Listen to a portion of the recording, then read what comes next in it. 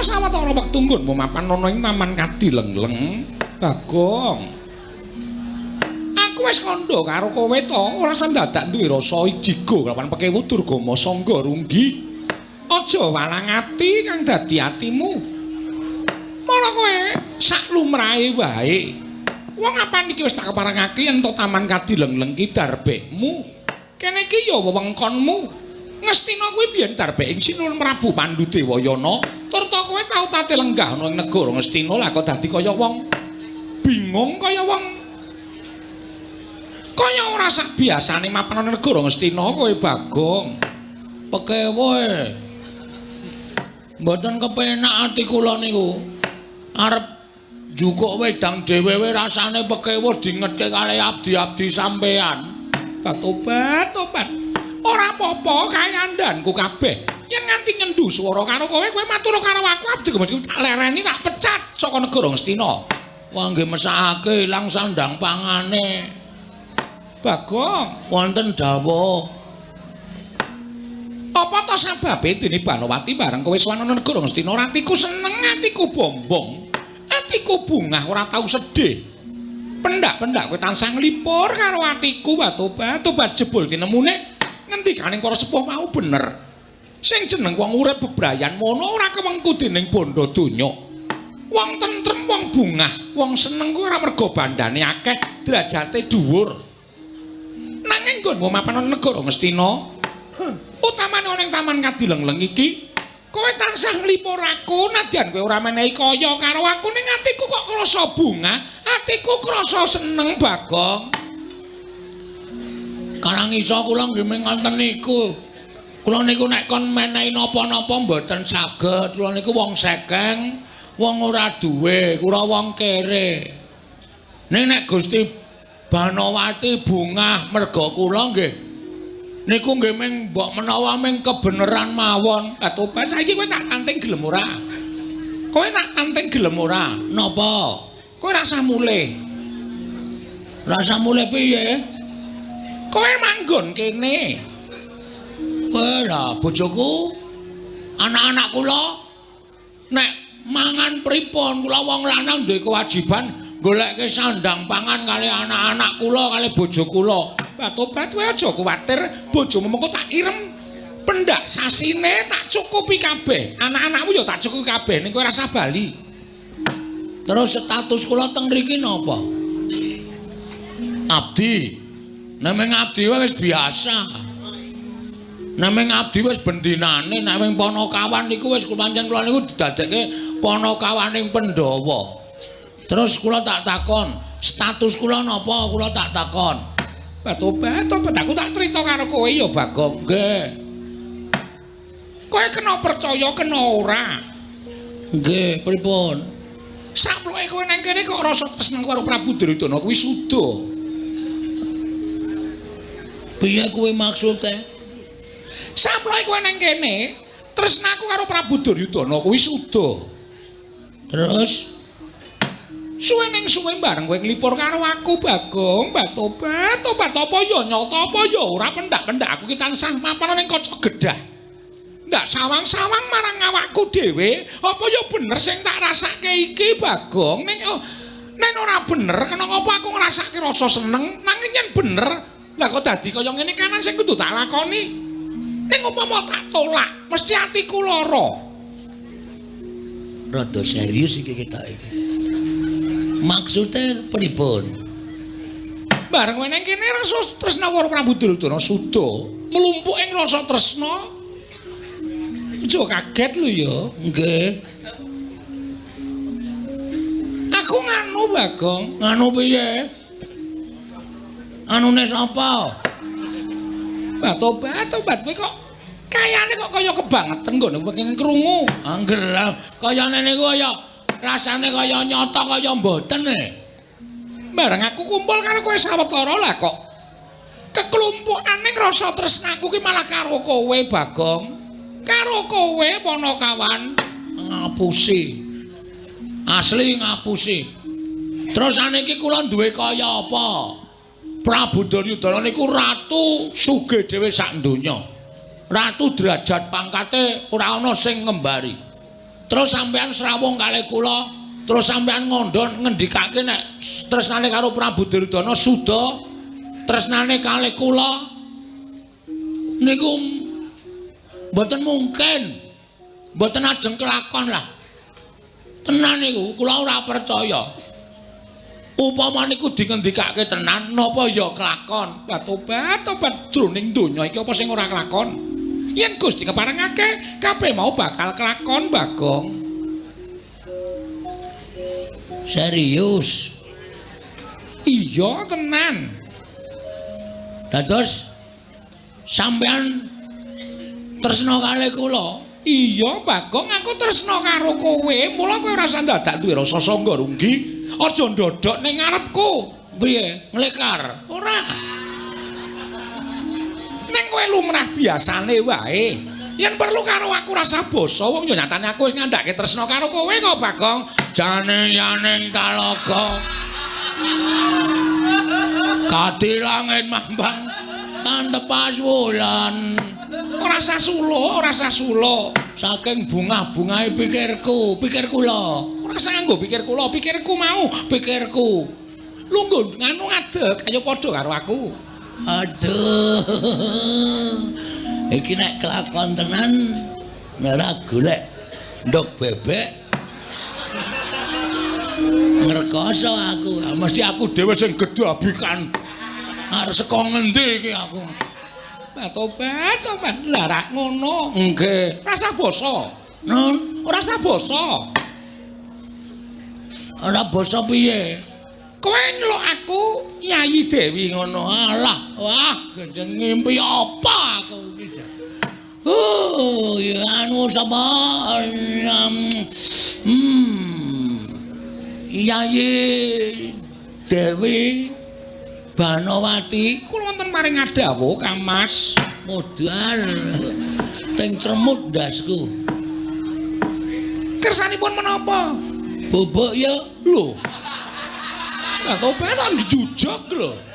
ana kongkos ra bubar malah ra sida ngapa-ngapa aku. Wah, wis ning tenan to iki ora mung gedhekke atine Bagong. Mboten patoban lho. Kula menika prameswari ngantos kula menika lenggah wonten ing ngandhap. Supados kula menika saged ngajeni dhateng menipun Kang Mas Bagong. Waduh, duh, wis ora mulih ora apa-apa aku yakin. Yen bojoku modar ning omah mbok men. Anak-anakku do kaliren mbok men. Sing penting aku bahagia ning kene. Ning iki bahaya Banowati. Bayanipun menapa? Nek nganti kawanguran Prabu Duryudana krewekan dadi grojokan, geguyon dadi tangisan. Nyibaratipun menawi panjenengan badhe dipun pejahi, kula nderek dipun pejahi. Menawi panjenengan badhe dipun tuntung saking negari Astina, kula nderek kesah. Menawi panjenengan dipun kunjara, kula ya kudu dikunjara. Tegese panjenengan mukti kula ya mukti, panjenengan sengsara kula ya sengsara, panjenengan pejah kula ya mati. Ini jenenge cinta abadi. Inggih, mila mekaten. Mila ing saking menika panjenengan sampun ajrih menawi ngantos sakmangke wonten sinten kemawon iki mlebet wonten teman kadilengleng. Kang Mas Bagong sampun kuwatos kula nyebadhe ngayomi dhateng Kang Mas Bagong. Asli inggih saestu. Ing rekat lampahing rata tanpa antara prating sukune ngarga ram kang tumingal ing bong boten pantara dangu praptaning nalindring mandura Prabu Baladewa ing mlebet lenging taman kadilengleng kagyat njula kepati Sang Dyayu Dewi Banowati wau.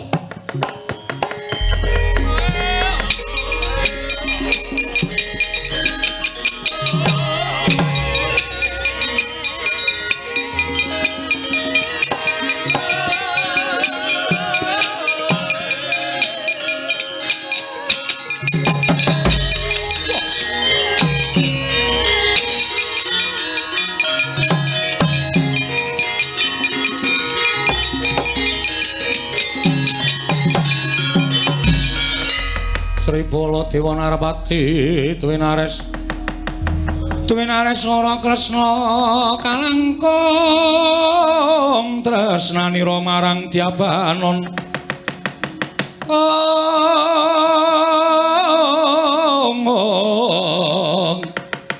marang Dyabanon Cinawi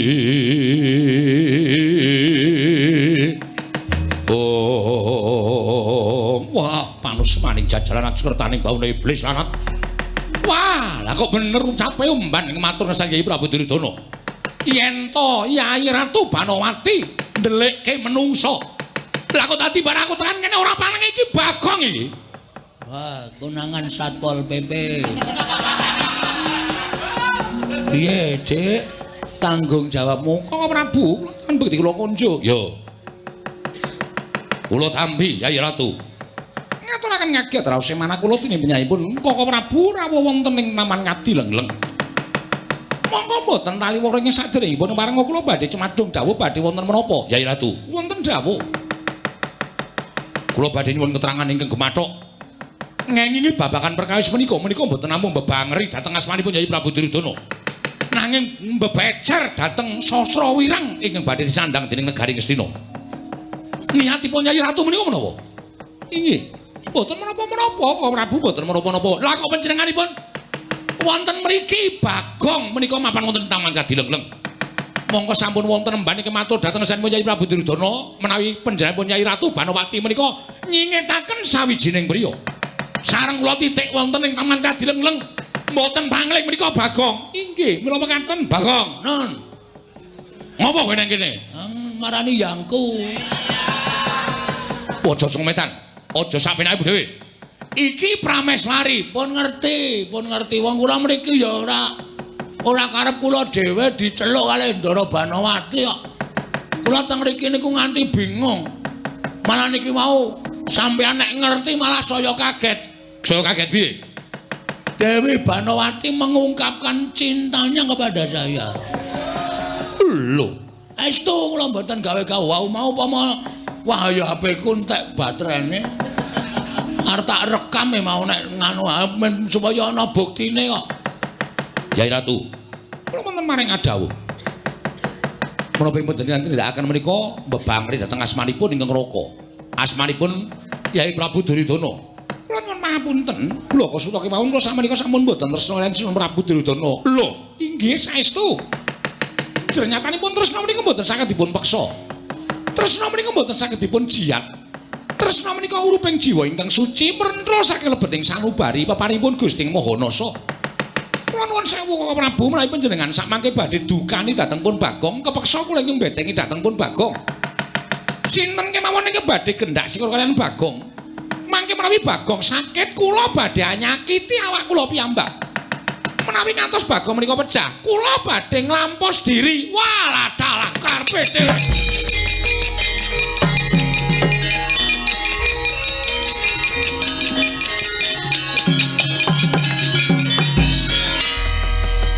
Cetha yen to Prameswari Kresna kuwi jeneng putri ingkang lobok kembene kendho tabiye. Ora pantes nyanda patuladaning para kawula sanegara Ngastina. Ing ngatasé Prameswari kok ramban-ramban tresna karo wujuding kere getibal 17 sing jeneng Bagong.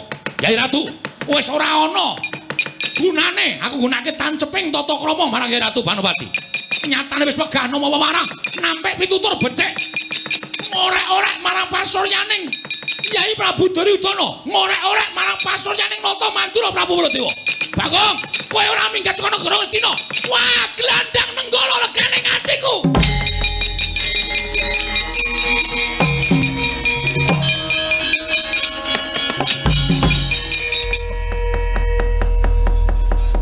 Nek kowe arep gendak sikara karo Dewi Banowati, padha karo kowe natoni atiku bel. Lho. Bol piye? Jenengmu sapa? Baladewa. Ah tundang bol kok ora gelem. Tobat ngremenaken Kamas panjenengan mantun kaliyan Koko Prabu Baladewa. Santai wae. Santai. Tresna kuwi abot, Dik. Tresna kuwi abot. Sapa sing ganggu gawe karo kowe? Aja kok menungso dewa muda tak tandangane. Matur sembah nuwun. Ha, santai ya. Inggih. Memburi kono. Inggih, ngesnaken dawuh. ditebai. Inggih. Engko aku bar perang langsung sare ya. Inggih ngestaken dawuh. Kowe adus sisan. Nun Adus sisan. inggih ngestaken dawuh. Saiki karepmu piye, Mas? Lho, Wani karo Baladewa sing tak wedeni amamu. kae garwane Kyai Prabu Duryudana. Dewi Banowati wis ora seneng. Wong ki nek bebrayan landhesane wis ora tresna, ora bakal iso apik kedadeane. Banowati seneng karo Bagong. Mula ana tetembungan Giri Lusi jalma tan kena kinira. Nadyan mung sak Bagong mbok menawa dina iki Bagong entuk rahmating Hyang Mahanasa, entuk katresnaning Banowati. Picak po aku disenengi wong wedok kaya ngono kok ora tak tampa. Lho, ning kowe wis duwe bojo. Pegat. Apa ora masalah. Bojo jak omong gagap-gagap kok. Diopeni nggo ngopo? Wis blanja Bu. Durung. Mangkel aku. Biyen ki lancar bareng wis anak-anak kok gagap-gagap.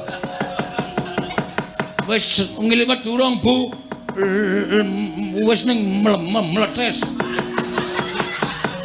Ngarmuni penake pepe. Ra tekan-tekan. Wah, lereni anak wak titipke panti asuhan. Rampung dhaup karo Dewi Banowati. Prabu Duryudana ngerti aku dhaup karo Dewi Banowati sok. Kena serangan jantung. Mlebu ICU, kae napas buatan ora ketututan, mati. Aku dadi ratu nang negara Ngastina. Wah, dapurmu kuwi. Lho. Malah ngecelo Baladewa. Asale nguneke dapur tuwa aku karo kowe kok dapur-dapurke. Bagong, Nun, kowe wani karo aku. nun sawu nek pisan niku lek peksa wani niki perkara cewek. Niku perkara angel golek-golekane. Nek perkara dhuwit ora masalah. Nek perkara lemah ora masalah. Perkara apa-apa ora masalah. Nek perkara wong wedon iki sedumuk bathuk senyari bumi. Nek kula rung tau ndumuk bathuke Banowati. Kula nek nganti sampeyan ajeng mepalangi karepe Bagong rawe rantas malang putung wela metu jaba. Ayo maneman. Ayune kaya ngono etokke njaba. Terus meng apa? Padha wae mengan. Padake wah parus mari jajalanan. Ora minggat kroya Kurawa, ora minggat gegulung dereng aku Baladewa.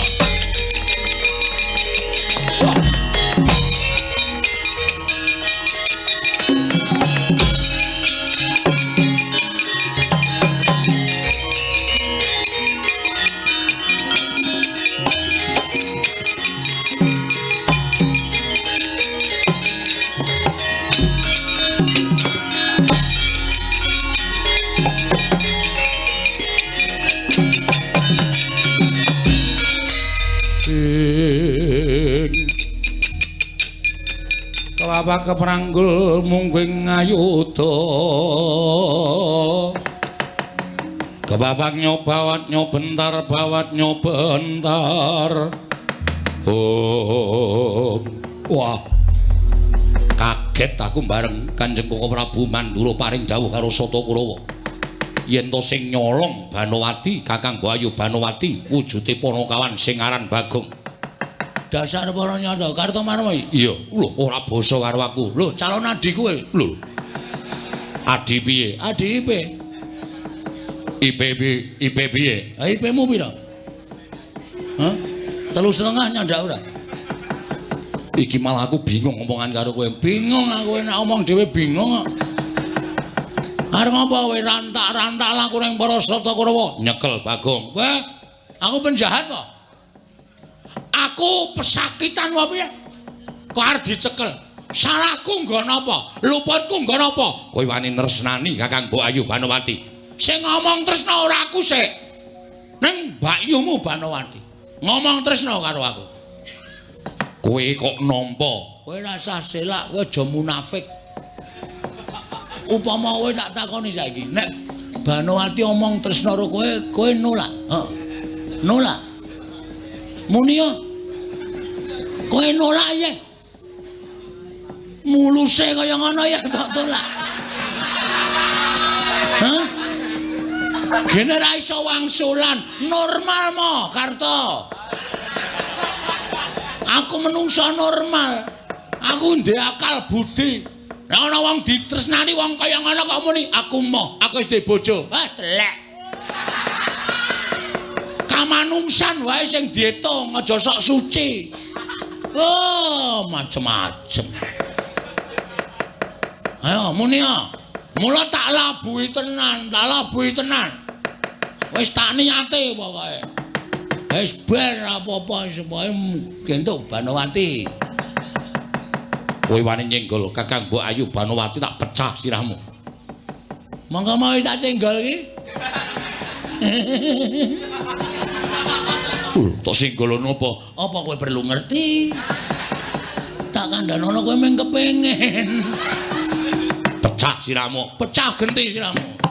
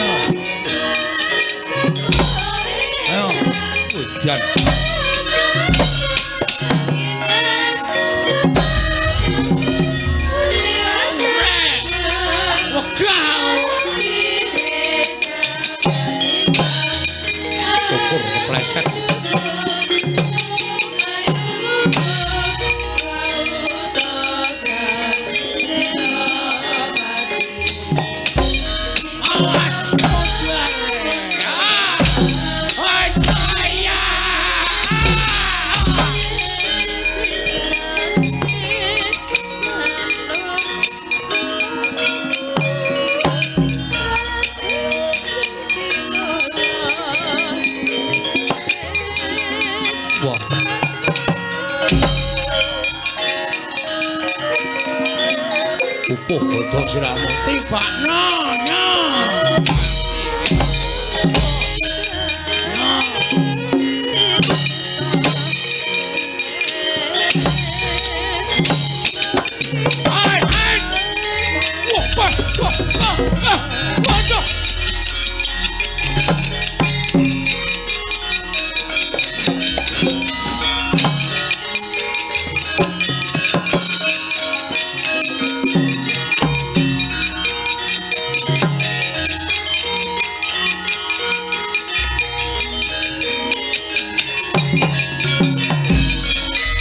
Gilane pun man mboten ajeng perang lho.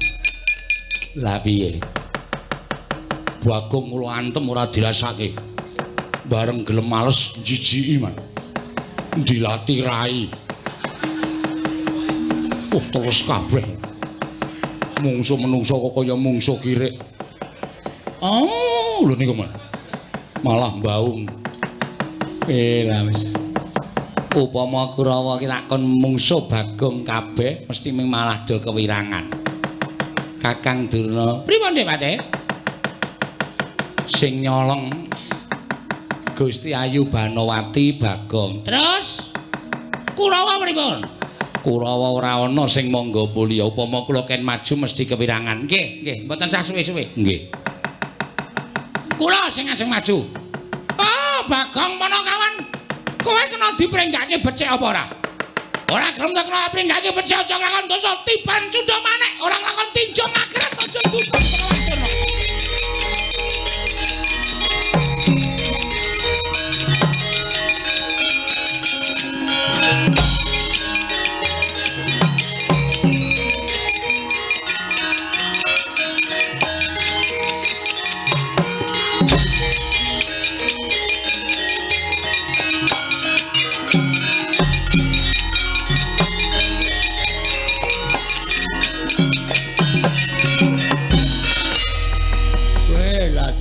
sing maju.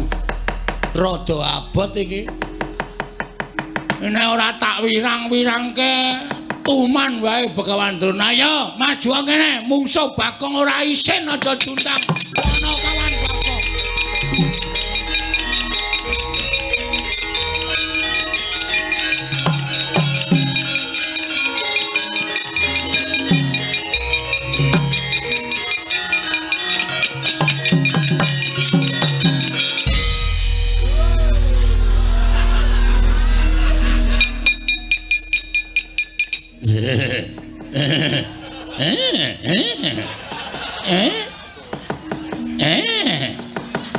Kok kaya tau weruh to aku.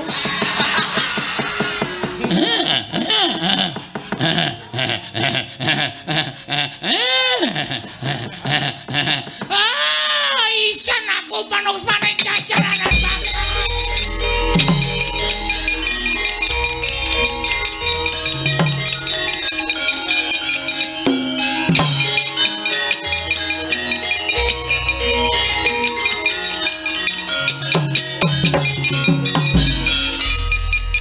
Pripun Kakang Drona? Mbah. Kok embuh maju dereng suwe kok wis mundur. Pancen setan kok Bagong iki. Lah pripun? Lah pripun? Saman wis weruh e. Dereng. Lah kepanjingan apa kok dadi sak ciptane dadi sak sediane ana. Bagong Malik jaran Dek Pate. Oh. Monggo pun jengking. Kula mandhegrek niku pas teng riku niku. Terus dibiyak-biyak dhewe nika. Buntute dunggah-unggahke. Waduh, kelingan sing ora-ora Dek Pate. Kelingan jaman semono. Jaman semono ki lawange ketok ciute. Kula ajari.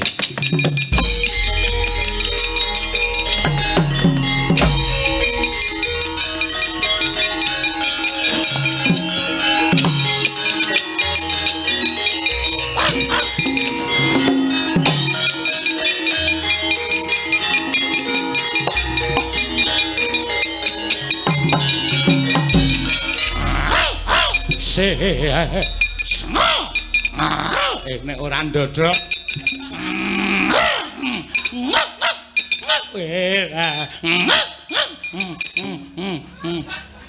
nguyuh maneh.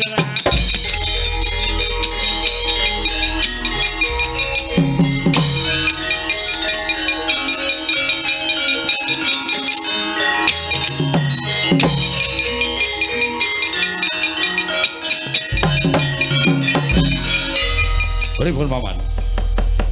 Kurawa panci mboten majeng sedaya. Mergi nek kula ken majeng sedaya malah ngerundhe wetu mengke mboten ajeng kelakon. Mboyong dateng Bagong. Terus Kakang Drona majeng dipun wirang-wirangaken. Diwirang-wirange pripun? Bagong malih wujud jaran. Kula maju kula ya wirang. Bagong dadi napa? Dadi kirek. Patih kok ming didepi kirek. Kok ngerti makeman kula nggih nggih. Sampeyan niku patih. Panganane kaya ngono. Mula ya diwirang-wirangke Bagong kaya ngoten. Monggo kula semanggaken. Wah, kula aturi seminggah. Kon piyak salandhan Wadyapala Sata Kurawa. Bagong, ora mingkes para Prabu Baladewa grete nenggala jeblok ketemu Barat.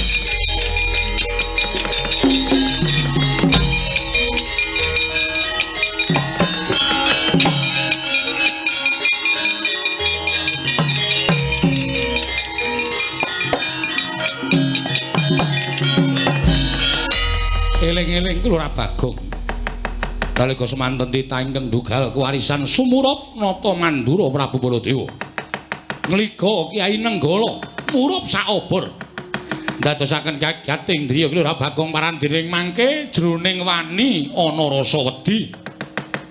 Ing Ciptarsa mlajar parandene kasurung tanggel jawab.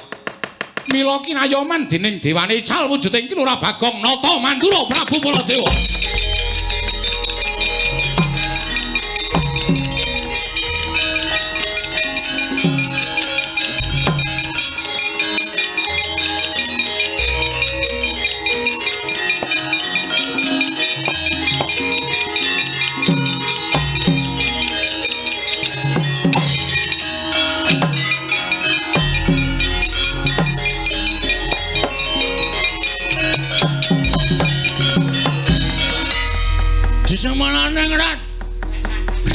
Gleng jagat manus maning. Manus maning apa ya? Lali anak Yaudu Baladewa. Nek aku iso dadi Baladewa. Amon Srawata jamrate manyeng panca padha. Iki nata Mandura Prabu Baladewa.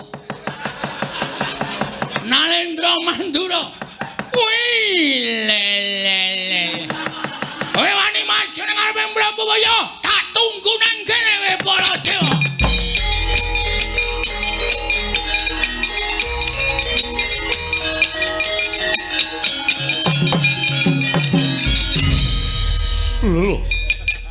Lho iki piye iki?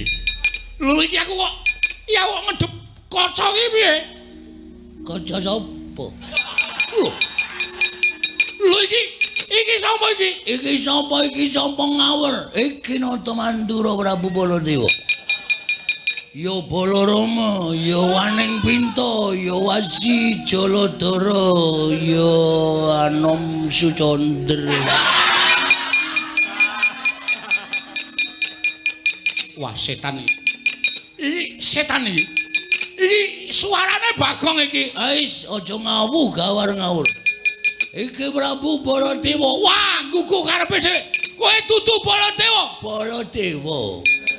Ingsun nedeng wae lagi wae kundur marang negara Mandura karonse karo Dewi Erawati. Wah, setan.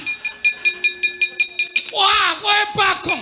Kowe nyino karo Nata Mandura Prabu Baladewa. Kowe ngene karo Nata Mandura Prabu Baladewa. Kowe nyek karo Nata Mandura. Kowe ngilani dadane Nata Mandura Prabu Baladewa. Gede. Ati kowe ada pedet cendak. Ora iso kowe tiru aku ora iso kowe. Iso wae. Kowe kecepeten oleh omong. Anggere alon-alon ya aku iso ngrekam. Ora bakal mati dhisik.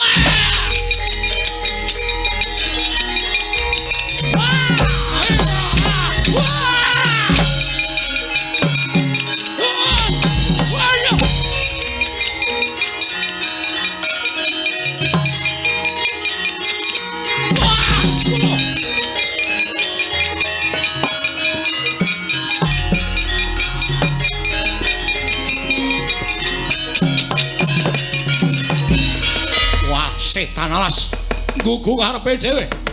Wah, Bagong kaya winong dening dewane. Karo sapa-sapa iso menang, karo sapa-sapa iso unggul yudane. Ya, apa ndak kira Baladewa kalah karo kowe? Yai Ngastina sampun ngantos kuwatos enggale. Wah, kowe tak kandhake juragamu mbok dadimu kowe Bagong.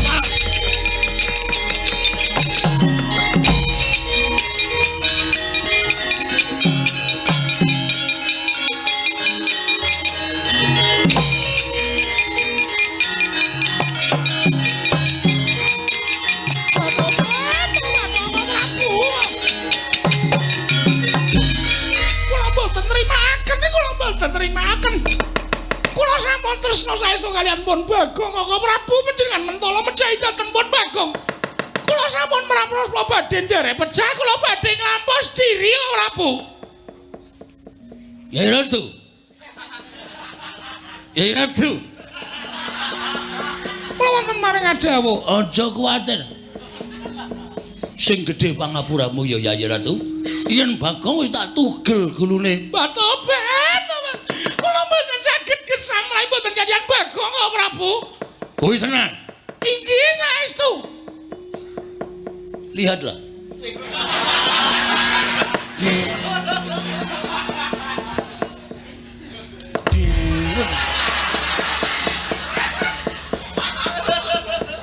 Bato-bato Kyai kok senengane gawe kuwatir lho. Iki kuwatir iki tak citi kabeh kowe.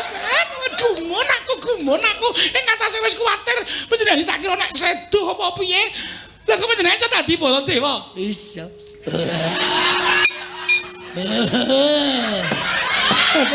Apa gumun tak jiut Radarana.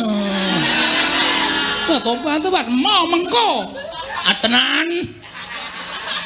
Mengko tenan lho iki. Iya. Aduh, tangannya mana tangannya? Menika. Wanine menggon tangan kowe. wanine menggon tengko. Aku nek ngambung kowe iso ilang ndasmu. Cangkeme gedene ra jamak-jamak. Langsung zlup langsung ilang. Mangke piye kula ilangke lho. Tenan. Wah, senengane iki mbok beda rasa lho. Ah, nanti bayang aku sing werna-werna. Sobat. Aduh. Yai, kula wonten dawuh, aku saya inggih ngertos. Sobat. Keringetipun kados mengkaten menika. Sobat. Mbok benjang siram. Ngapa ta? Keringetipun kados mengkaten menika nek dicedhaki mak sentup. Wong seneng ki mambu ra ketok mambu. Wong seneng ki apa wujude ditresnani. Tobat inggih. Kula lapi. Tobat piye. Ki lho nggon cengel barang. Piye cengele kaya cengele tabis.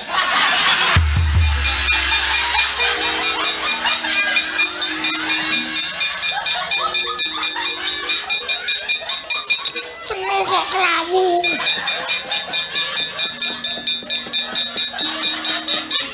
Mbok sesuk perawatan. Ha. Tak kosokane. Ya tak karang ya kepanasan. Omahku kan wetan. Aku nek mangkat nyambut gawe srengenge saka wetan cengel kepanasan. Engko nek mulih srengenge nang kulon cengel kepanasan. Wong sing kenceng kene tok. Tobat. Inggih. Monggo kula dhekaken mancing wonten Palerman ngaso sawetawis Lurah Bagong. Ayo, asli lho iki. Inggih saken dawuh.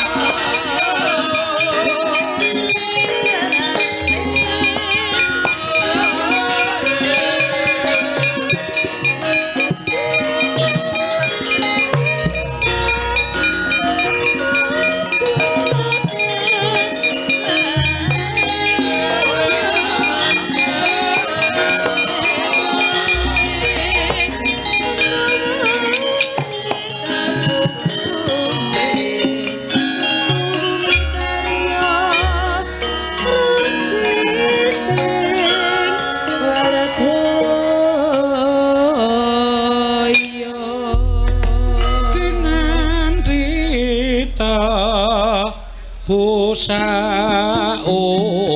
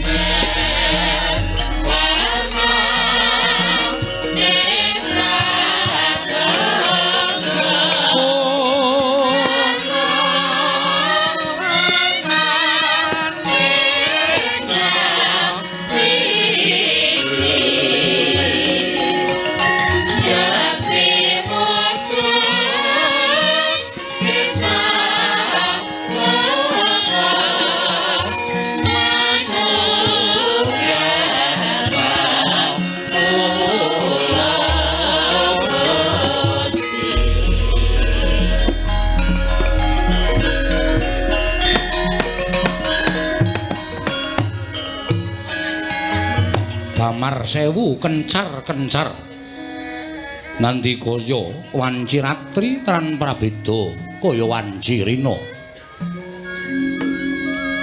Purayaga negari Ngamarta ya ing Indraprastha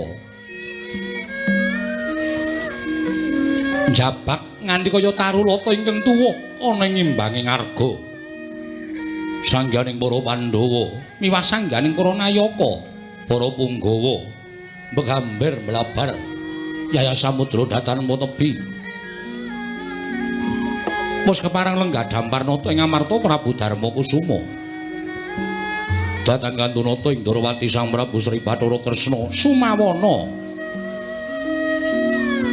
panenggaking Pandhawa satru ing Jodipati ya ing nunggul pawan Raden Haryawerkudara jumeneng Anggregancang Yayah Lintang Bima Sekti Hanuwaktuting Naga jinajaran pasebaning panengah Pandhawa mabukuh Susilastawa tumungkul ngati kaya muka konjeming Bantala ing pepungkuraning nata ing Amarta nenggih waragining Pandhawa satriya kembar kemanikan Raden Nakula Sadewa ya Raden Pintek Tangsen parandene katingal tidhem jinem tanana ingkang samyanya bawa kaperbawan wingit wimbaning sang katong katingal rengu pasuryaning nata ing Amarta Prabu Darma Kusuma parandene dupi mulat rawuhipun ingkang raka ing Ndrawati dadya persasat kaya lumampang wanci pula kepapak obor sastra biar padhang trawangan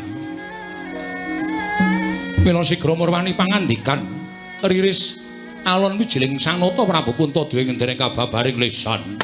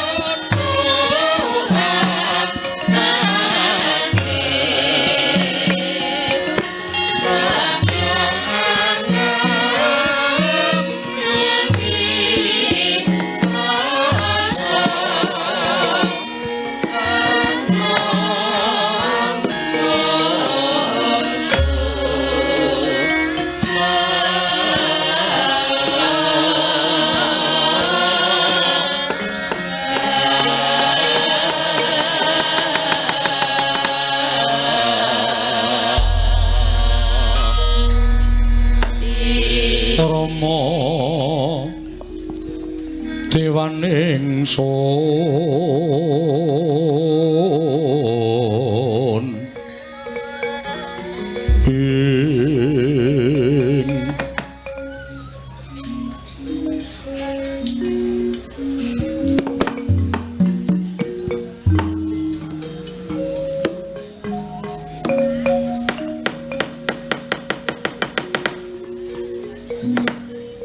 Koko Prabu persasat kadidine ngentosi sileming mawa gabus kumambanging Sila Kresna parandene sakmangke paduka sampun kepareng tedhak wonten ing Praja Ngamarta kadidhe lumamping wanci pula kepapak obor sastra biar padhang trawangan Koko Prabu sawetawis lenggah kula ngaturaken pambagya pana krami sarawuh paduka Kanjeng Koko Prabu ing Dwaraka Yai tansah pinanganing kawidadan niring sambi kula sawanipun ing Raka ing Ndrawati asung pambagenipun Yai sampun kula tampi karya bombong raos ing manah kula namung kepareng kula ngaturaken pudya pangastawaningipun Kakang kunjung sapaduka Yai Prabu kula pundi cundaka panglingga murda Amawakono kabagyaning gesang kula Koko Prabu. Krishna kakangku. Aku ngaturake basa aku katura. Dimas katengipun Kakang Werkudara ndak tampa. Ora liwat pangestunipun Kakang Tampanana Ndak gegem dadiake jimat. Koko Prabu, kula ngaturaken sembah pangabekti kula kunjuk. Iya, Arjuna. Ndak tampa siap diatur bekti kalawan pun Kakang pangestunipun Kakang Tampanana. Kula pun dinggo jimat paripin dayanana ing kasantosan. Koko Prabu kula ngaturaken sembah bekti kula kunjuk. Koko Prabu kula ngaturaken sembah pangabekti kula kunjuk. Iya kembar. Ndak tampa pangestu Tampanana kembar. Iya kula pun dinggo jimat. Lho nggih, kula pun dinggo jimat paripe Koko Prabu. Yayi. Sumangka sawanipun ing Raka Indrawati mituhu dhateng nawala ingkang sampun kula tampi bilih ri kelenggan sakmangke ingkang Raka tinimbalan sowan Montergari Ngamarta. Mengko suraos kados pundi? Mugi parang hamba barana ingkang dhateng Raka Indrawati Yayi.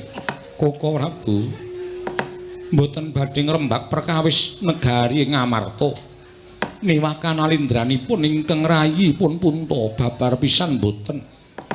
Namung nyandadosaken sengkel raosing manah kula kodheng sutaning manahipun ingkang rayi. Krana tembang rawat-rawat bineta mbok bakul sinambi wara nadyan dereng wonten aturipun Kyai Semar ingkang katur dhateng ingkang rayi ing Ngamarta. Nanging krana saking reraosanipun para kawula saengga sampun dumugi wonten talinganipun ingkang rayi pun Puntadewa. Bilih Panakawan ing Ngamarta inggih menika pun Bagong. Koko Prabu dinten sakmangke nandhang sakit utawi nandhang raga. Ngemuti bilih Pandhawa menika tansah ginala wentah dening para Panakawan. Malah saking pangraos kula tanpa pamomonging Kyai Semar saat majanipun kula kinten Pandhawa mboten saged mukti ngawibawa Nyakrawati kados dinten sakmangke menika. Mila duh nyana cerak nyana sami mestani. Menawi kula supe dhateng kawontenanipun Panakawan kuwatos sing manah kula adeging para Pandhawa cinacap dening para kawula sinengguh satunggiling bendara ingkang supe dhateng kawontenanipun abdinipun inggih menika Panakawan. Mila Koko Prabu kawontenan kados mekaten menika kula namung jumurung dederek kersa maduka Kanjeng Koko Prabu menoping kedah kula tindakaken jagat waisaning Bathara Wayah tur jagat. Yayi syukur. Menawi paduka Yayi tasih emut dhateng labananipun para Panakawan. Ing mekaten Pandhawa tansah ambumi tegesipun nadyan sampun ngrengkuh kamukten derajat pangkat ingkang semanten menika kala wau parandiri boten supe dhateng menapa ing dados labetanipun para Panakawan. Koko Prabu kasinggihan mekaten. Mula Werkudara, Nggih. Gandeng Yayi Darmakusuma wis paring dawuh kaya mengkono. Ala apa tentapun Kakang lawan Siadi apa dene Janaka. Luwih-luwih Yayi Prabu Punta kersa tedhak marang Karang Kadempel tilik marang kananing Si Bagong ingkang kondange sarta pawarta ingkang sumebar. Bagong nandhang lara. Saora-orane tilik marang kananing Si Bagong syukur bage bisa dadi sarana waluyaning Panakawan Bagong Bratasena. Ing Bremara remangus wiyung ngambrangangan kati karunaning kaswase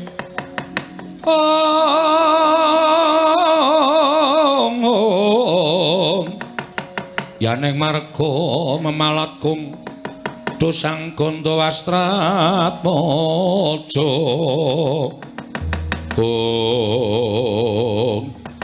dereng ngantos paripasa mimbal wacana kasaru ing mlajar-mlajaran kinata Mandura Prabu Baladewa karya kagiat sangya para Pandhawa.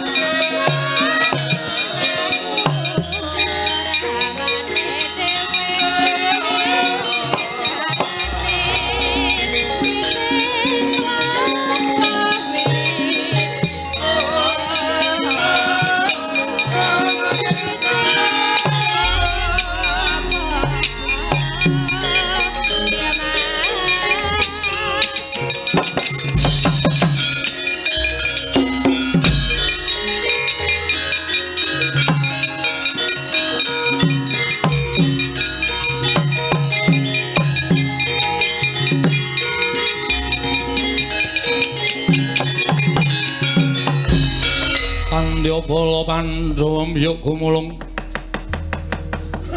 mangung siring sata Kurawa Gambahung Kesra Katiti merut layut sagung praratu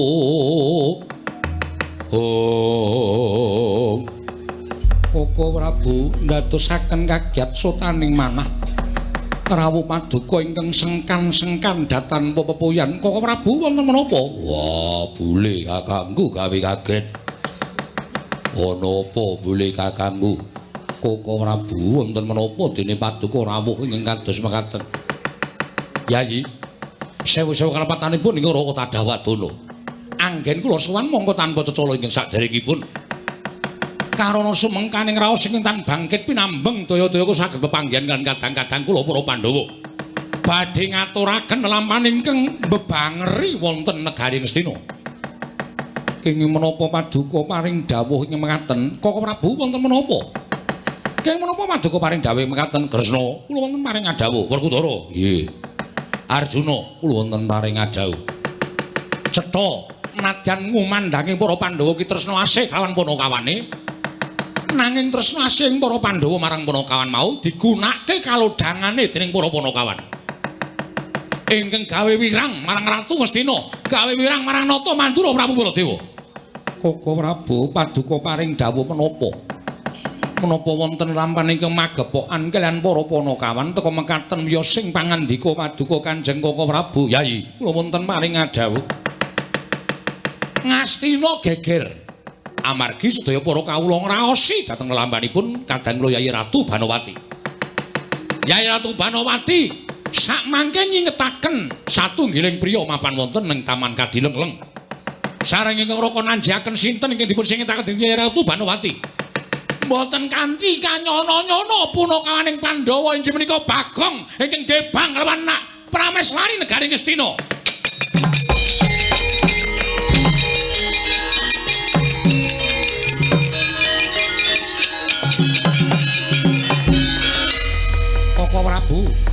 Koko Prabu. Nggih. Menapa ing paduka ngendikaken menika menapa sampun wonten bukti tuwin dasaripun? Kresna, aku sadu arep dhewe karo Bagong. Malah Bagong mirah-mirahke karo pun Kakang. Nganti pun Kakang disuraki dening para kawula sanegara Ngastina. Wah, ora nyono. Kabare gering. Kabare lara malah tekan negara Ngastina. Lah dalah Werkudara, aja kesusu lho. Mungko mundhak ke seluruh dalan sing kleru. Aku ngerti pambeganing Bagong, si Adi ya wis apal marang pambeganing punakawan. Yo. Ning Janaka sing ora sranta, tumuli klepat ninggal negara Ngamarta. Merga pun Kakang ngerti apa to sababe Janaka nganti kaya ngono kahanane merga Koko Prabu paring dawuh yen to Bagong gebang lawan Prameswari ing Astina, Yayi Ratu Banowati. Yayi, kasih lenggah ingkang langkung prayogi kula badhe anungka pelajaripun kadang kula panengah. Koko Prabu kula titip juwananing kadang kula pun sanapa.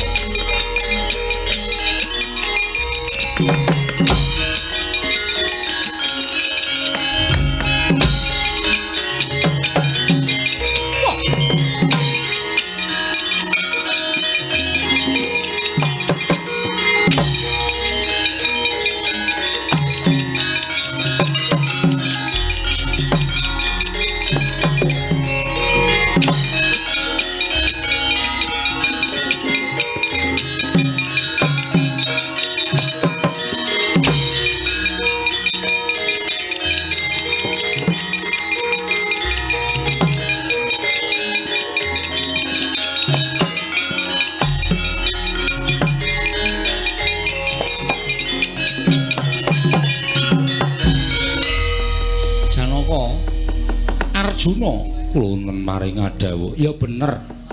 Aku Ramaido kaya ngapa to kebrongoting rasamu. Tumuli tanpa pamit kowe ninggal parapatan negara ing Amarta klepat. Kowe arep nendi? Ngupati dhateng Bagong. Mirang-mirangaken pakartinipun Bagong menika mboten namung orek-orek. Dhateng pasuryanipun Bendara ing mboten badhe ical slaminipun gesang. nanging ugi sampun nyenyamah dhateng asmanipun Koko Prabu Duryudana ing atase derajate Bagong teka wantun gibang dhateng Kakang Mbok Ayu Banowati. Menawi Bagong boten emut Purwodaksina paripaksa, kula sampun boten badhe suka pangapunten dhateng pun Panakawan Bagong. Satemasak mangke kula badhe negakaken Bagong badhe kula pejahi. Larak tenan to. Kosek to. Aja nganti kesusu ya Janaka, petungan nganggo narar sing ganep. Ndak kira Siadi wis apal marang pambeganing Panakawan. Apa ya kelakon ing atase Bagong? Kuwi kok nggih Bang Yayi Ratu Banowati kira tuwuh tandha pitakon to? Ya bener apa ora? Nadan ingkang paring pangandikan mau Koko Prabu Mandura, nanging kosek to Janaka, Koko Prabu Mandura ku ya menungso ing kedunungan ina lali salah apes lawan mati. Inggih. Lah yen nganti sisip ngendikaning Koko Prabu nek nganti wis kelakon mateni karo Bagong apa kowe ora bakal kelangan? Inggih. Saiki ngene. Kowe ora usah jumujuk marang negara Ngastina kepareng paduka. Bagong tilik ana ning Karang Kadempel. Yen pancen Bagong ora ana teges Bagong pancen dadi maling ana ing negara Ngastina. Nanging yen Bagong ana mengko takonana sing apik-apik. Karepe piye niate apa? Mengko yen Bagong wis ngandhakake timbangan ing kanthi permati. Bener lan orane Bagong mau yen pancen luput pinatrapan denda sak bobot lawan keluputane. Elinga Janaka, Ngamarta kuwi duwe pradata adil, duwe pradata hukum ingkang wajib dilakoni dening saben kawula negara Ngamarta nadyan kuwi satriya. Mekaten Koko Prabu. Sabar, aja nganti kesluru. Inggih, ngestakaken ayo. Tak kanthi menyang Karang Kadempel. Yen pancen Bagong iku iso ngandhakake lan apa kang dilakoni Bagong mau pancen kanggo bebener, aja mbok dukani lho Janaka. Mboten Koko Prabu ngestakaken dawuh.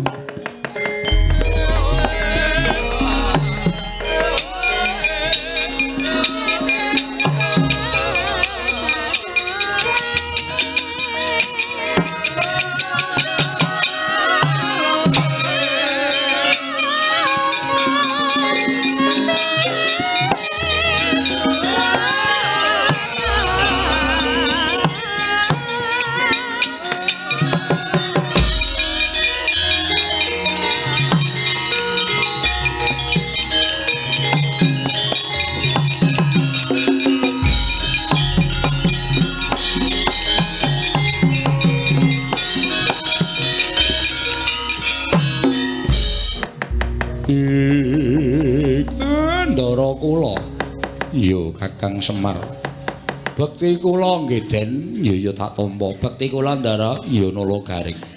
Bekti kula Gus ya tak tampa. Bekti kula Ndara Kakang Semar praptaku ning Karang Kadempel sayekti mung butuh kelawan atma jamu ya kuwi Panakawanku Bagong. Enten apa? Lah niki anak kula pancen awake rada gemreges jarine. Ndika Ndara betah kaliyan anak kula Bagong. Nun maju mrene. Enten apa? Maju ora saguke antakon Bagong. Gunjang kancing langit kelap-kelapaton. Lir kincanging risang mawe gandrung. Kok kaya kadingaren biasane sing dibutuhke niku Petruk napa Gareng kok kula sing ditimbali. Ora nyono babar pisan. Jebul kowe mentala mbebangeri marang asmaning pepunden Bagong. Kanjeng Koko Prabu Baladewa rawuh ning negara Ngamarta ngendikake yen to negara Ngastina ketekan menungso ingkang aran Bagong ingkang wani nggibang kelawan Kakang Mbok Ayu Banowati. Bagong, nadyan kowe ora ngerti nanging wis wanuh kelawan gelagat lan pasemon yen to Kakang Mbok Ayu Banowati kuwi sesingitaning Arjuna. Lah kok dadi kowe wani bakal nggibang kelawan Kakang Mbok Ayu Banowati. Wis sumuk nyawamu kepengin tinjo ngakhirat, kepengin mruput sowan pangayunaning Gusti Maragage. Kowe matura Panakawan Bagong.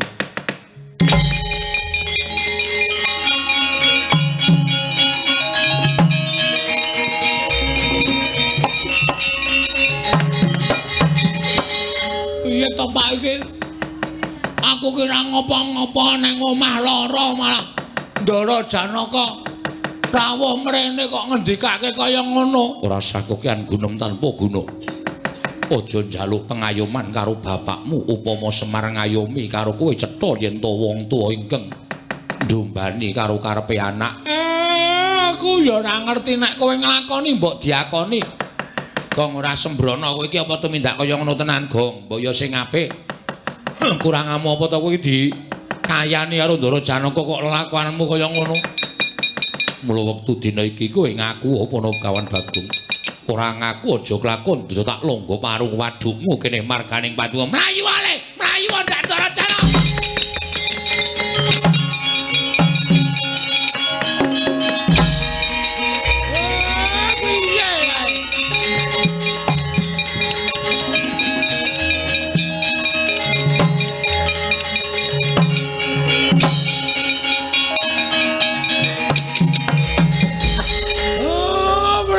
Niku anak kula dioyak-oyak kalih Ndara Janaka. Lah dalah Janaka ora meper marangmu bal-baling kanepson. Mekasan rada ndhisiki lakune ngawan aku. Tumuli tekan kene bakal gendak sikara karo anakmu Kakang Semar. Ah, nika lho Bagong dioyak-oyak lah dalah.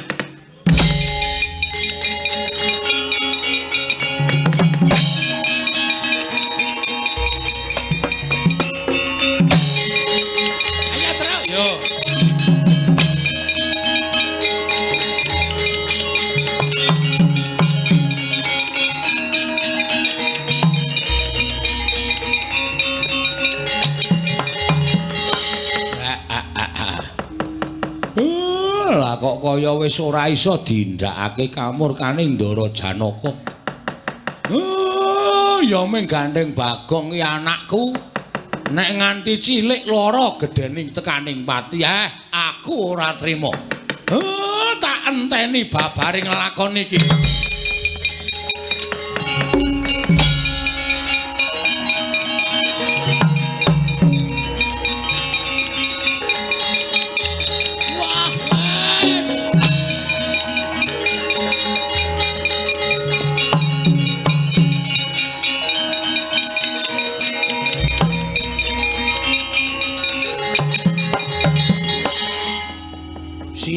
Sial. Ora ana babar pisan Raden Hartanto Gatotkaca sial.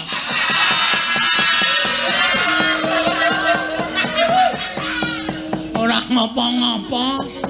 Ora tumindak piye-piye kok diarani karo Ndara Janaka mengsak aku kok dadi ngebang karo Ndara Banawati ki njur aku ki ndek kaya apa. Oh, ala Gong. Lha kok nasibmu kok ora kaya bengi iki. Mongko kae nek ngoyak wong ki nek urung nganti pati mandeg nek urung kecekel karo wonge. Wis. Mongko ngarepku segara kaya ngene. Kok wis tutup ya? Biasane nggih segala iki rame, mongko iki kliwon.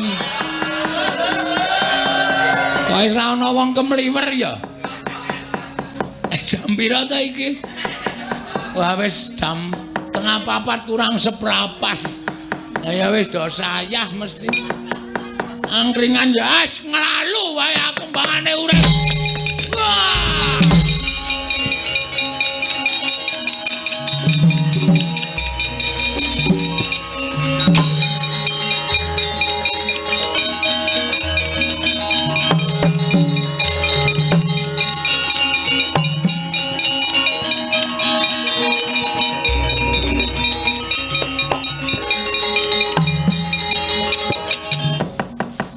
Wene ngerti nanging aku wis ngerti gelagat lan pasmon. Inggih. Mula ora aneh yen to kowe nampa kabar saka Prabu Mandura banjur mubal kanepsonmu.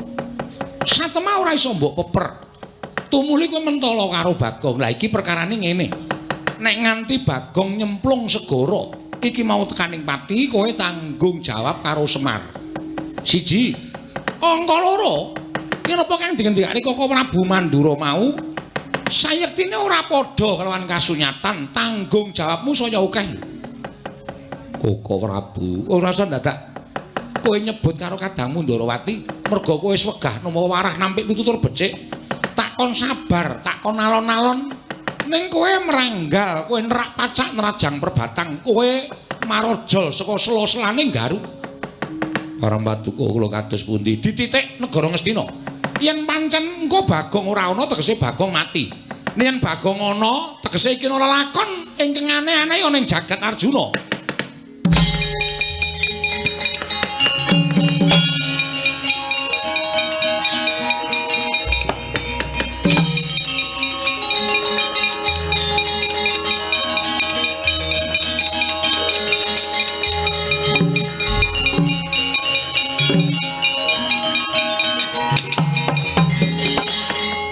Kilurah Bagong kombak kumbul kabento alun saya nengah nalika semanten kacarita wis datan grahita gesang parandene kaya wis tekaning padi mulat diwaning samudra Sang Hyang Pikulun Bathara Baruna segera nyaut kuandaning Kilurah Bagong.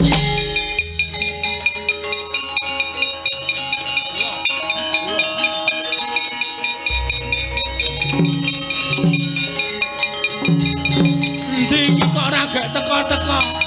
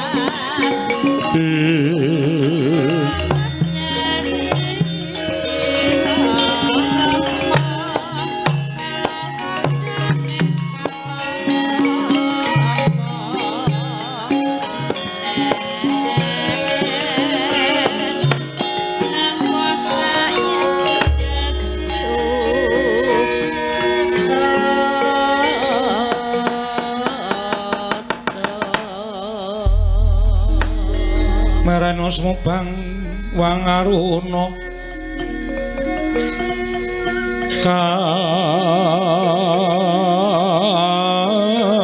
kadinetraning uga rapuh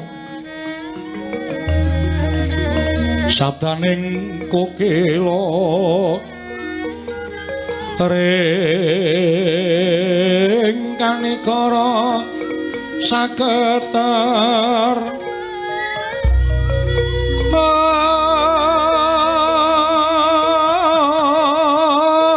kene dongane engkong ler wowo sing pene panca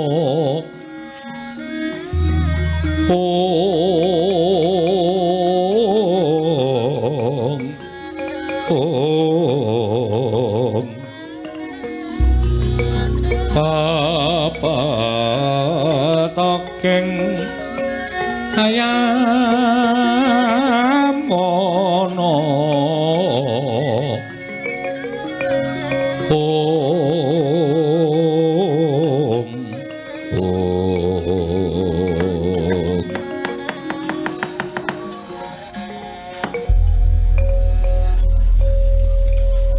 Om Mastu Nomo Sidam Skaring Bawuna Langgeng Bagong ana pelus kok iso omong. Wonten dawuh panjenengan sinten? Yen kowe durung tepung karo aku, ulun iki diwaning samudra. Ulun Pukulun Sang Hyang Baruna.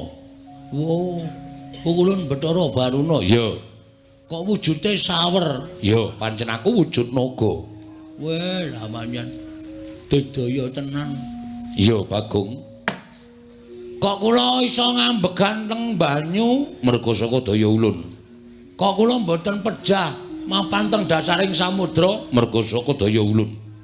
Apa to sababe dene ulun nyaut kelawan jeneng kita, sayekti ulun bakal paring pitulungan kelawan jeneng kita. Pitulungan menapa Po ulun? Bagong, Nun, kowe wong ora salah, kowe wong ora luput. nggih. Ning didakwa tumindak kang ora prayoga. Mula dina samengko kita kudu bisa mbabar sarta kudu bisa ngrampungake perkara ing mapan negara Ngastina. Sanane pripun? Kula nek nganti metungul teng daratan Kunandara Janaka mesti kula dipateni. Mula bali ning daratan ora wujud Bagong. Ulun dandani. Dandani wujud menapa Po ulun? Ulun dandani wujud Brahmana. Mengko manut lan panjenengan ulun. Wet. Kula Iya, ajeng didandani kaya pendhita. iya. Nek ngoten kula nyuwun dipun dandani kaya Begawan Durna. Aja. Mengko ndak padha karo Durna. Pokoke kita manut ulun. Ngono nggih. Kula nderek paduka Po ulun. Ya, Bagong. Sarating mandam sumula madangi jroning pasarean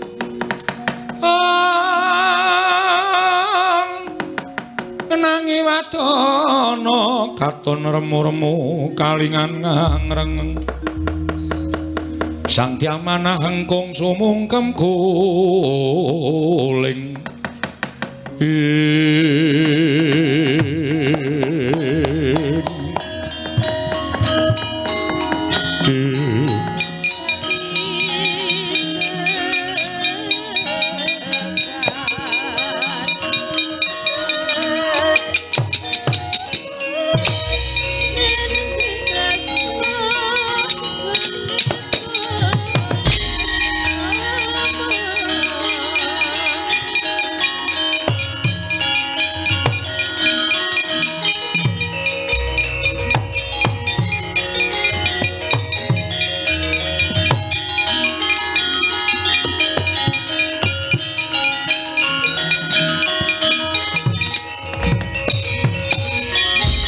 Undang kancing langit kelap-lapaton lerkin sanging risang mawe gandrung Bagong Wonten Jawa. Wah, dandani ya tuwek. Arepku ki dadi nom ngono lho. ora kena kudu ngono wujud kita. Nggih, Kowe nganggo jeneng utawa peparab Begawan Godo Gitik. wis. Jeneng ya elek, rupa ya elek. Ulun paniki pusaka. Ing winastan wujud sela aran watu genuk. Hah? Nuke sapa? Watu genuk iki engko bakal mbabar kasunyatan negara Ngastina. Yen kita ketemu kelawan wewujudan ingkang padha karo kita ing mapan negara Ngastina, sawaten nganggo pusaka watu genuk kang mangkono bakal dadi sarana padhang negara Ngastina. Ngestakaken Jawa. Ulun paniki budal ning daratan. Nun nggih, ngestakaken Jawa Bu.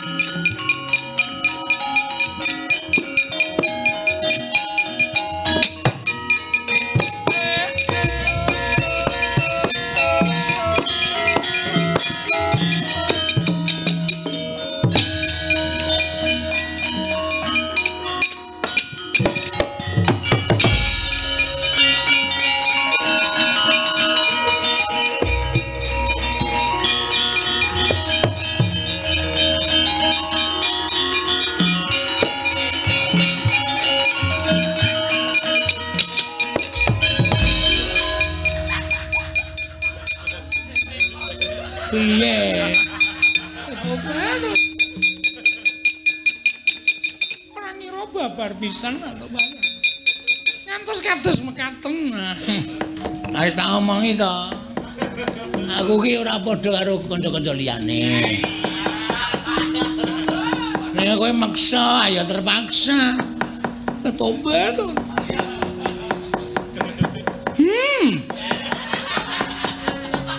Piye temonjot. Tobat to, Pak. Pokoke tetep kowe dadi ketimbang aku Banowati, ora ana wong wedok ingkang bisa ngganteni marang sliramu. Menika estu nggih iki Lurah Bagong. Heeh, kowe ya ora getun to pegatane Duryudana? Mboten. Kula mboten gadah bondo donya, mboten gadah derajat pangan, mboten apa-apa wantun semandhi kan Lurah Bagong. Ah iya. Wonten setunggal ingkang minangka dados keunggulanipun Lurah Bagong. Ah iya. Menika lho angin kula mlampah sampun mboten jejeg kados mekaten niku.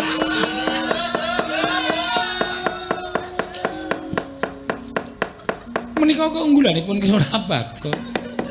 Ah iya, ya piye meneh karang mbuh iki. Iso semene iki aku ya ora ngerti. Radong aku. Inggih.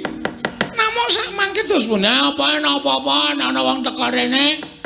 Nek kira-kira aku ora iso nglanggati pokoke njaluk mati bareng. Nek wedine isih iso dipekonah utawa dilawan sapa sing ora setuju hubungane awake dhewe. inggih. Pokoke rawe-rawe rantas malang-malang putung. Nek kira-kira entuk manggon ing Ngastina, kowe karo aku kawin lari ya Banowati. Inggih. Pokokipun kula nderek.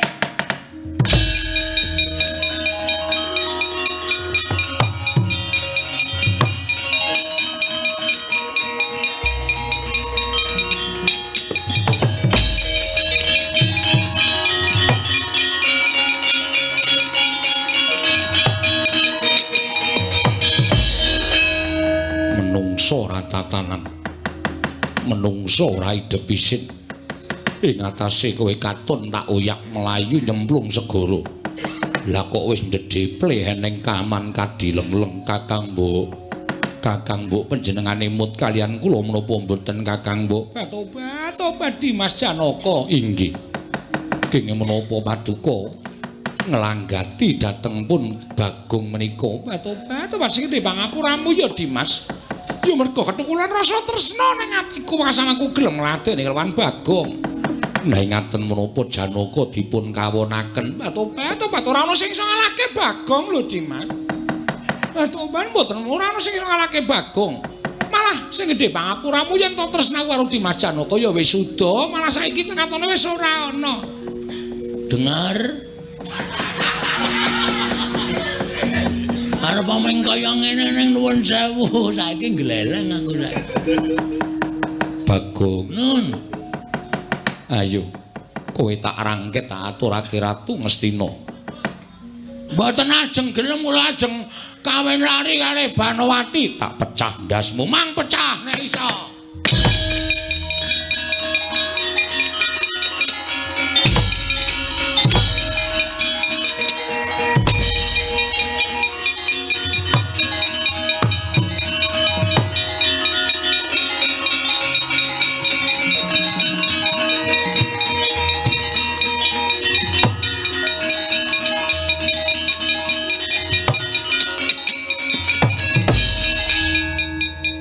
Mejanani temen tibani tangane Janaka ora dirasake kedhep wae ora tiban pusakaku tinjung akhirat nyawamu Mong tibake.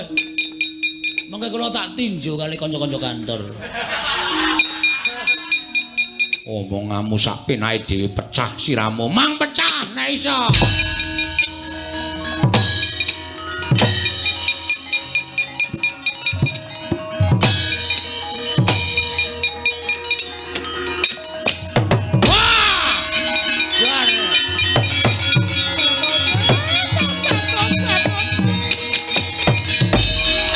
Janaka kowe kalah ya tobat.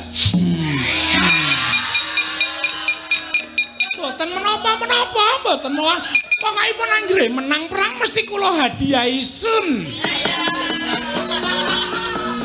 Anu ya izin. Tobat. Nek ngesun pipine kaya arep tetel. Diserot banter panggih cangkeme ambane ra jamak-jamak. Ngece. Mboten kula remen. Wae sapa sing ganggu gawe awake dhewe? Rawi-rawi rantas manang-manang tak butuh. Inggih. Kok ya wis kok ya ora jeleh-jeleh ngono lho. Ana ya ngambu wong ayu ora ana jelehe.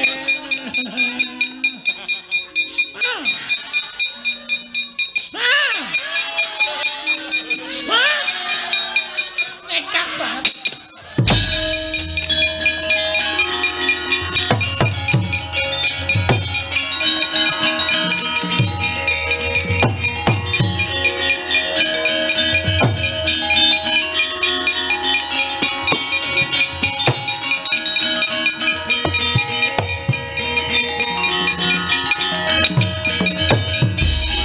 Piye?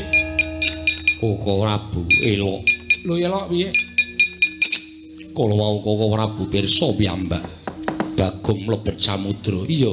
Lah terus Sareng kula dumugi wonten ing taman Kadileng-leng Bagong sampun wonten ing mriku. Elokipun malih Bagong kula dawahi. Kula jempalani mboten dipun raosaken, kula ngliga curiga. Bagong kula suduk mawi pusaka. Mboten menapa-menapa. Tumunten kula dipun getak dening Bagong kontal dawah tebe. Wiladalah.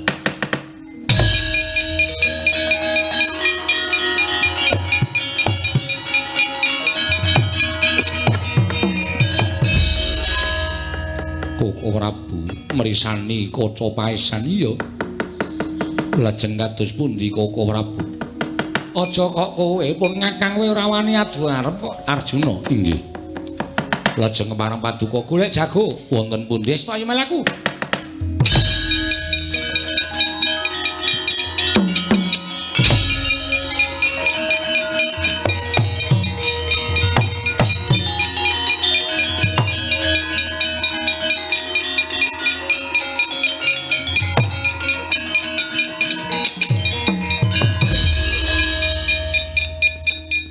Pendhita Janaka kasinggihan. Kok le nyadi men.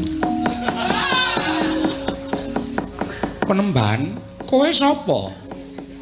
Nyuwun prisa dhateng kula. Kula Begawan Gada Githik. Gada Githik Nggih. Pertapane ngendi? Ngebong.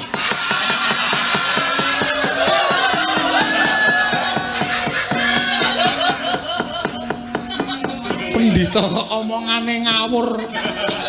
Ora dipesen kok. Momen dijenengi tok pertapane ora dikeki. Lho, sing jenengi sapa? Rahasia. Anjur dibadarke saiki.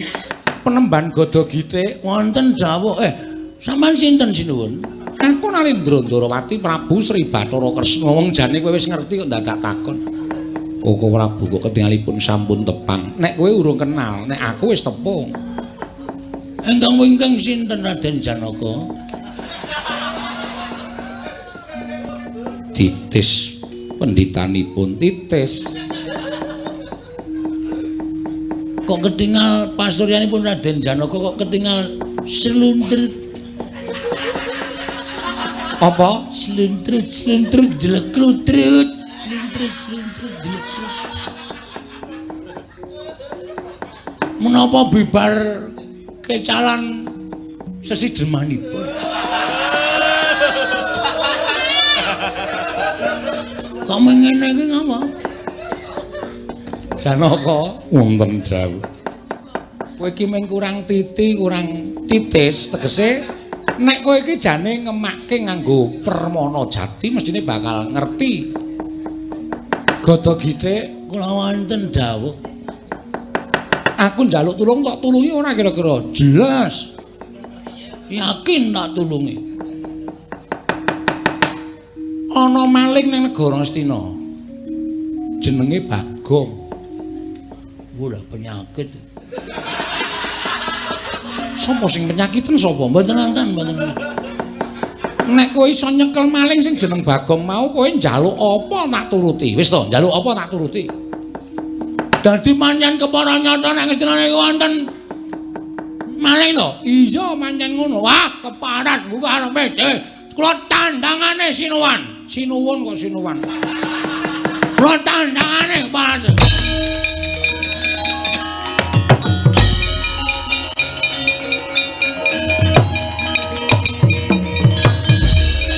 Koko Prabu, mbok kula dipun maringi dawuh sinten? Kok saged? Lah iya, mulane kowe iki takon ngati-ati, takon sabar. Wong lakone kaya ngene to aneh to? Aneh. Lah wis didelok wae nek ora percaya. Yen kowe ora percaya karo pun Kakang, ditonton wae bener ora ucape Kresna.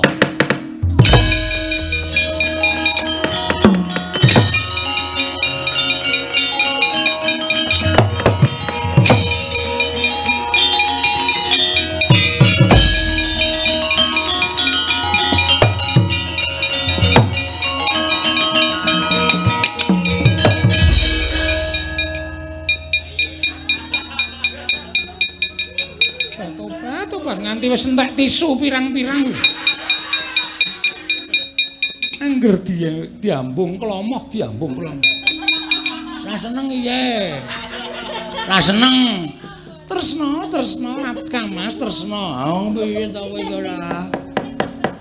Tobat. Ngambung kok kaya ndilat.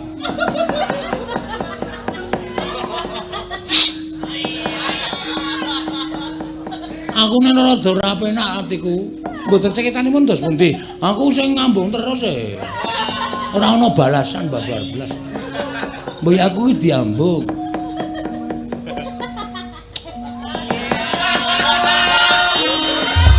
Ngaten menika carane ngambung menika ngaten menika. Sithik ning muni. Oh iya. Aku wingi jero ning muni. Tobat. Isa-isane nglakoni, isa-isane nglakoni.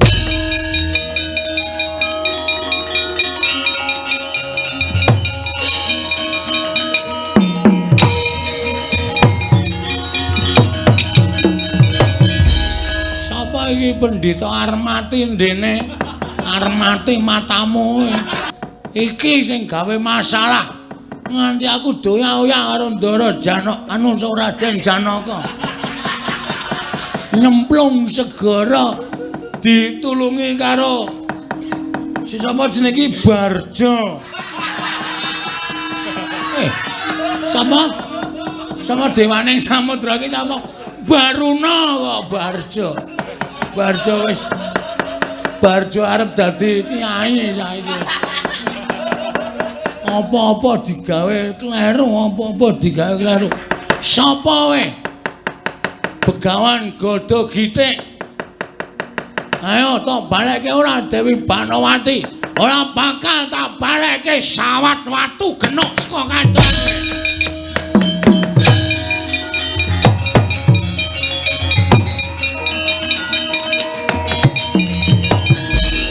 Ucap kaceta nalika semanten. Begawan Godho Gitik sigra amusti pusaka paringanipun Sang Hyang Baruna. Wujuding sela aran watu genuk den sawataken kenging anggane Ki Lurah Bagong mapan wonten ing taman Kadilengleng. Ical wujuding Ki Lurah Bagong nenggedegya kala sapu jagat.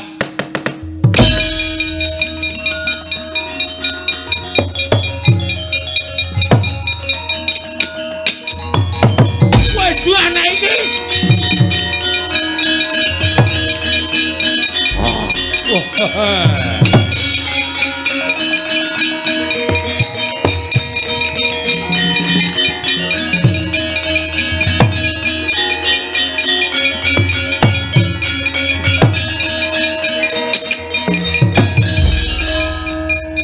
Iki kaya degya sapu jagat inggih sinuwun. Kowe ingkang ngreksa ringin kurung negara Ngendraprasta kasinggihan mekaten. Lah apa to wigatine lah kok dadi kaya mengkono lelakonmu? Estunipun namung nopi dhateng Panakawanipun bendara-bendara kula para Pandhawa. Dangu kula mboten damel lampan wonten ing jagat mila. Kula nuwun sewu, cara menika kinarya nitik dhateng kasetyanipun Dewi Banowati. Tuwun kaluhuranipun Dewi Banowati. Weh lah dalah. Ya wis yen kaya mengkono kabeh wis katon padhang baliya marang negara Indraprasta tetep tunggu ning ringin kurung negara Indraprasta. Lho nggih, ngestakaken dawuh sinuwun.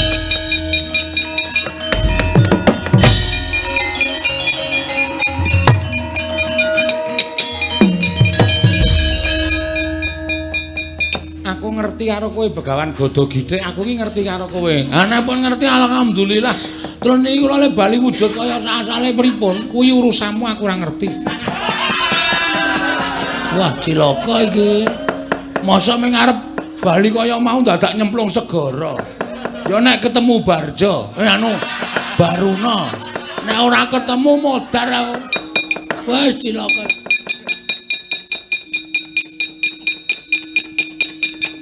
Dara Begawan Gada Githik. Nggih, ning asline kula dudu Begawan Gada Githik. Kowe sapa? Kula Bagong. Bagong sing teng taman pun modar. Kula diwangsuli kaya wingi, Ndara.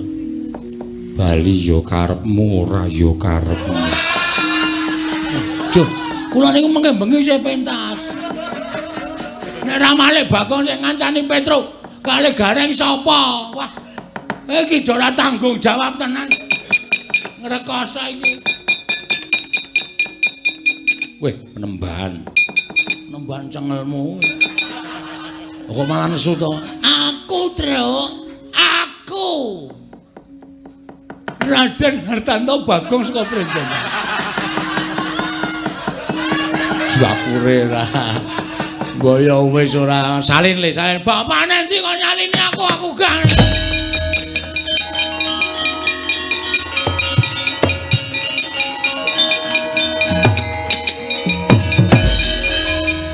Bathuke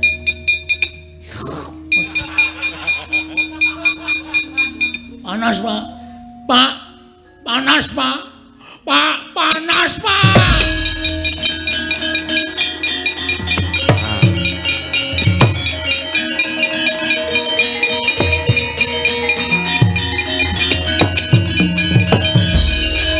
Jandruk. Kabeh wis padhang, kabeh aku wis iso malik kaya wingi-wingi. Heeh. Bagong sing nang taman negara Ngastina ya wis badar. Badar sapa, Gong? Anu Jem Sapu Jagat. Oh, Sing tunggu kringin kurung negara Ngendraprasta. Woi, Dantruk, delengen kae. endi? Kae mbok nonton galo apa nek ditonton saka kene? Endi? Kae Ndara Werkudara perang karo Kurawa kae. Wah! Wah didak kowe. Ora taya saiki Dursasana disipat barat. Heeh, Gong.